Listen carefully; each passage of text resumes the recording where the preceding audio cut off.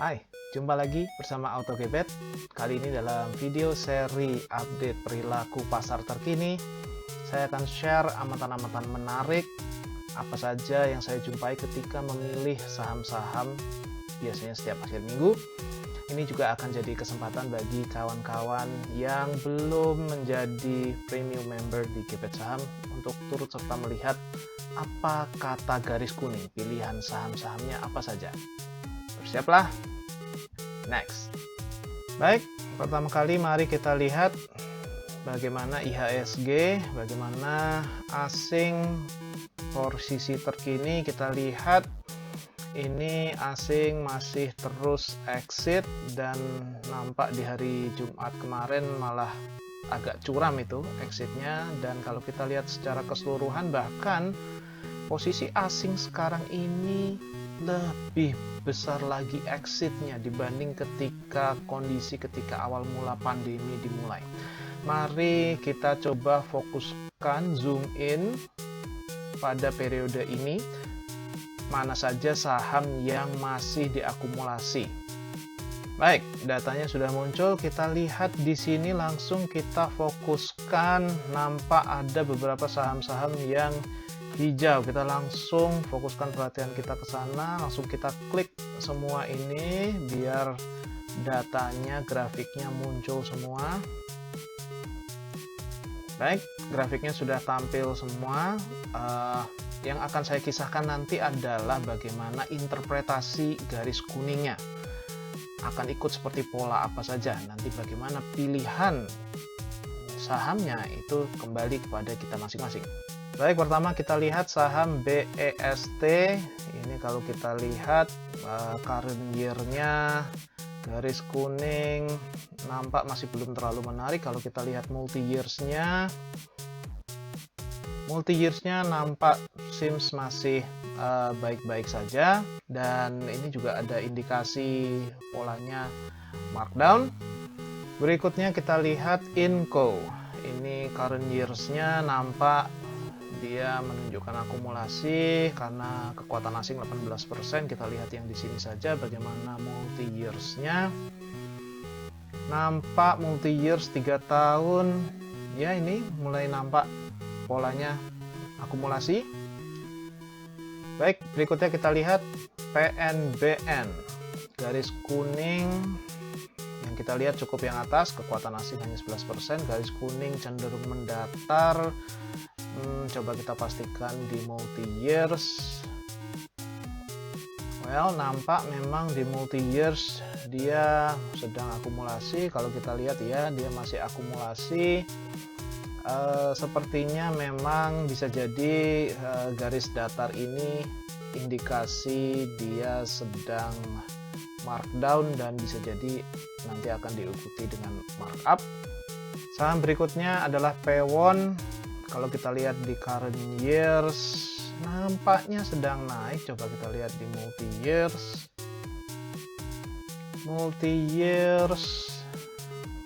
Kalau dalam jangka panjang memang nampaknya dia sudah mulai berbalik, sudah mulai mau naik, dan kalau ini kita maknai sebagai akumulasi dan harganya ini sedang turun, ini sepertinya indikasi masih berlangsung markdown. Kita harus tunggu dulu sampai harga berbalik naik. Kalau kita lihat di sini kekuatan asingnya 40%.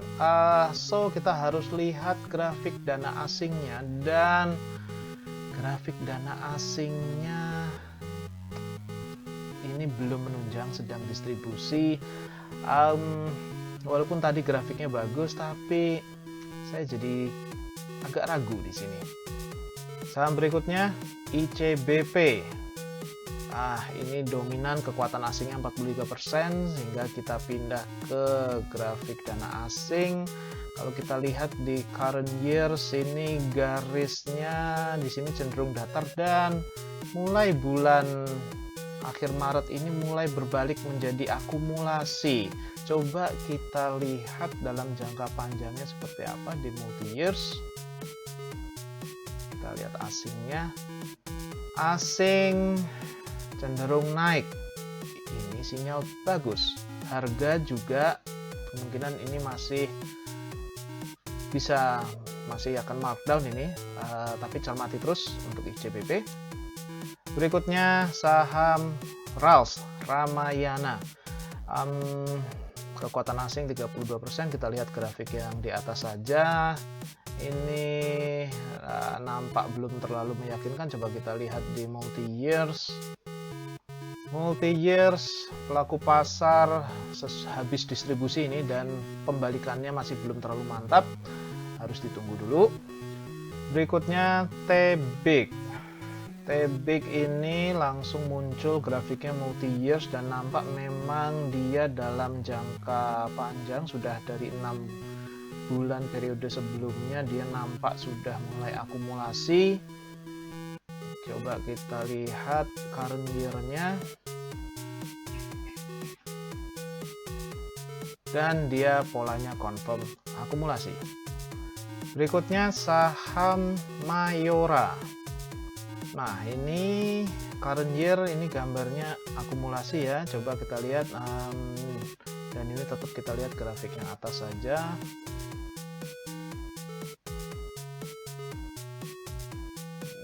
Wow, ini termasuk akumulasinya istimewa ya. Sudah sejak awal tahun ini akumulasinya tinggi nih.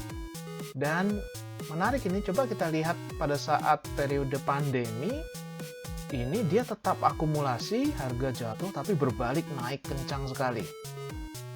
Mayora juga ada yang menarik. Walaupun dana asingnya 20% kekuatan asingnya, tapi garis dana asingnya juga akumulasi. Wah, ini dapat double combo ini. Perilaku pasar umum naik, asing juga naik. Surprise ya.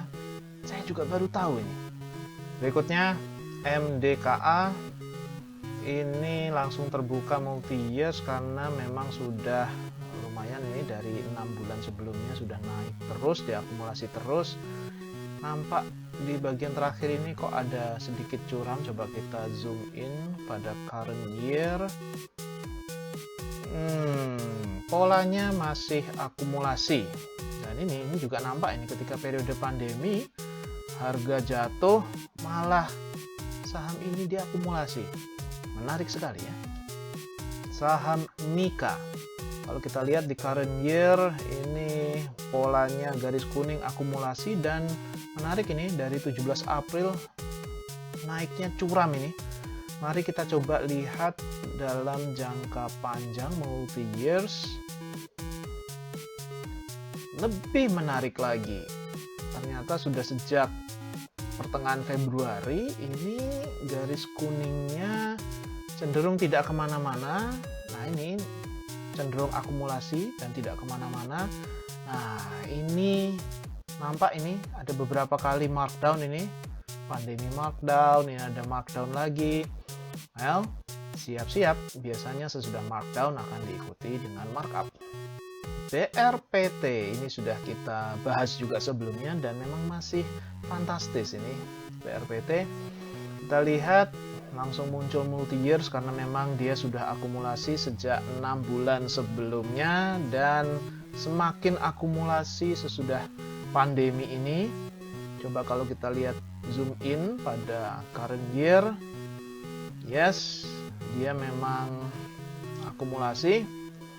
Dan ini menariknya, kadang di sini kita berpikir ini naiknya sudah banyak sekali ini BRPT ini semenjak sesudah pandemi. Apakah kita seharusnya nunggu ada koreksi atau langsung masuk? Well, itu choice kita masing-masing. Faktualnya adalah pada saat sudah naik tinggi di sini, kita spontan saat itu juga berpikir nunggu masuk dulu, nunggu ada koreksi dulu sebelum masuk. Tapi kalau kita lihat ternyata garis akumulasi ini juga bisa membawa harga naik lagi ke level yang lebih tinggi. So, cermati terus episode BRPT. Berikutnya adalah saham ERA. Kalau kita lihat di current year, ini garis kuningnya belum terlalu konklusif. Coba kita lihat di multi years. Nah, Well, nampak di sini mulai ada akumulasi, tapi ya agak naik turun. Saya masih belum merasa terlalu konklusif ini garis kuningnya untuk di era. Wow, saya termasuk yang baru melihat ini, dan ini termasuk istimewa ini garis kuningnya. Harum. Saham ini garis kuningnya, akumulasinya mantap sekali. Ini sudah sejak Mei 2019. Kemudian coba kita zoom in pada current year. Yes, current year ini juga sudah akumulasi dengan mantap, dan harga belum bergerak naik ini. Coba kalau kita lihat, ya harga belum bergerak naik. So cermati terus, bisa jadi ini nanti akan ada kejutan-kejutan di episode berikutnya. Berikutnya saham SMBR, garis kuningnya current year tidak menarik. Kita lihat di multi years. Oke, coba kita zoom in di sini. Kenapa dia mendadak melepas SMBR ya? Well, pelaku pasarnya ini walaupun di sini nampak mulai akumulasi, ya ini akumulasi, tapi kok kayaknya kok sering berubah pikiran ya. Saya agak ragu-ragu di sini. That's it. Semoga kawan-kawan sudah dapat clue-nya ya. Silakan bisa disesuaikan dengan style investasi masing-masing. Ada catatan. Beberapa kawan-kawan sering menanyakan, kenapa kok harga saham terus turun? Kenapa, sedang ada sentimen apa? Kemudian apa ya saham yang bagus? Nah, saya tidak punya semua jawabannya karena saya tidak punya ilmunya. Saya murni mengolah data perilaku pasar, dan apa yang saya pilih adalah berdasarkan perilaku pasarnya. Jika kawan-kawan ada yang belum jelas seperti apa memaknai garis kuning, cek di video sebelumnya. Stay tune untuk update perilaku pasar berikutnya. Sampai jumpa.